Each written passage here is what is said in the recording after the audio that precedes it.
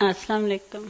میری شادی کو 15 سال ہو گئے ہیں اور میری سسرال والے بہت اچھے ہیں، اتنے زیادہ اچھے کہ کم ہی میں نے اپنے امی ابو کو یاد کیا. اور خاص طور پہ میں اپنی ساس کی اس بات کو بہت اپریشیٹ کرتی ہوں کہ کبھی میں ان کے کمرے میں گئی ہوں، ایک خار سے وہ باتیں کر رہی ہیں تو وہ اٹھ کے بیٹھ جاتی ہیں لیٹی ہوئی ہوں تو میں سوچتی ہوں کہ میری امی تو میرے لیے کبھی بھی اس طرح اٹھ کے نہیں بیٹھی جس طرح یہ بیٹھتی. اور میرے ابو بھی میرے سے بہت پیار کرتے، ظاہر باپ ہیں، لیکن میرے سسر نے جو مجھ سے پیار کیا ہے کسی نے کم ہی کیا ہے. میرے امی ابو حج کر کے آ رہے تھے تو میں انہیں لینے ایئرپورٹ گئی. اب میرے سسر پہلے سے پہنچے ہوئے تھے، مجھے کہنے لگے کہ یہاں دیکھو تمہارے جیسی یہاں کوئی بھی نہیں ہے جیسی تم لگ رہی ہو. اتنا وہ مجھ سے پیار کرتے تھے. اور جہاں تک میاں کا تعلق ہے، 15 سال میری شادی کو کبھی انہوں نے میری خواہش نہیں ٹالی ہے. زندگی میں سرد گرم بھی آتا ہے، لیکن یہ ہے کہ جب ذرا سی کوئی ہماری خواہش نہ پوری ہو تو پچھلی کو بھول جائیں. لیکن میں نے ہمیشہ یاد رکھا ہے کہ انہوں نے میری زندگی میں میری ہر خواہش جو کہ میرے دل میں ابھی ہے، آئی ہے، خیال آیا، انہوں نے فوراً پوری کی ہے. اور اسی لیے رسول صلی اللہ علیہ وسلم نے فرمایا کہ دوزخ میں سب سے زیادہ عورتیں ہوں گی، اس لیے کہ جب میاں لوگ اتنی اپنی جان لڑا کے صبح سے شام تک بیوی کی خاطر اتنی قربانیاں دیتے ہیں، اور چھوٹی سی وہ بات جب ہوتی ہے نا تو عورتیں کہتی ہیں تم نے میرے لیے کیا کیا زندگی میں. یہ کبھی نہیں کہنا ہے. بہت شکریہ.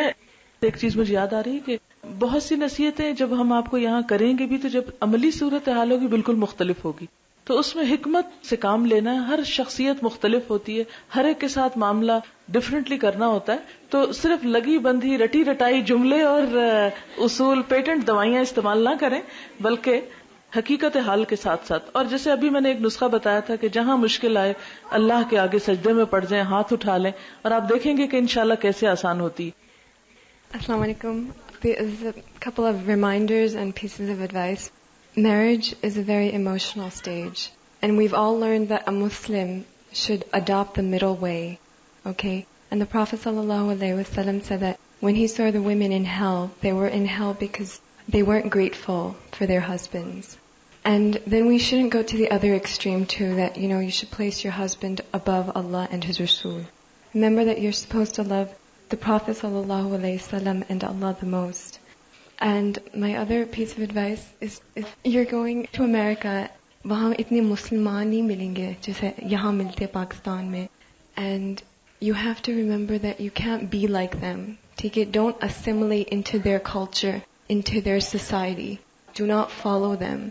You have to be strong. And if your husband is out all day on the job, پھر آپ کو کچھ کام نہیں ملے گا گھر پر. When you go outside, you're going to meet a lot of people who are مسلمان بالکل نہیں ہیں. The only way to save yourself and your iman and keep your level of taqwa high is to teach. وہاں بہت Islamic centers ہوتے ہیں. You can teach once a week. You can teach the Muslim community over there. وہاں جو پاکستانی اور Indian community ہوتی ہے وہاں they're not even, مسلمان. اور جو لوگ وہاں رہتے ہیں for a long period of time, they're not Muslim anymore. So please, you've had this opportunity at Al-Huda for 1 year. Don't waste it. Don't lose it. You have to teach other people. Inshallah. Assalamu alaikum.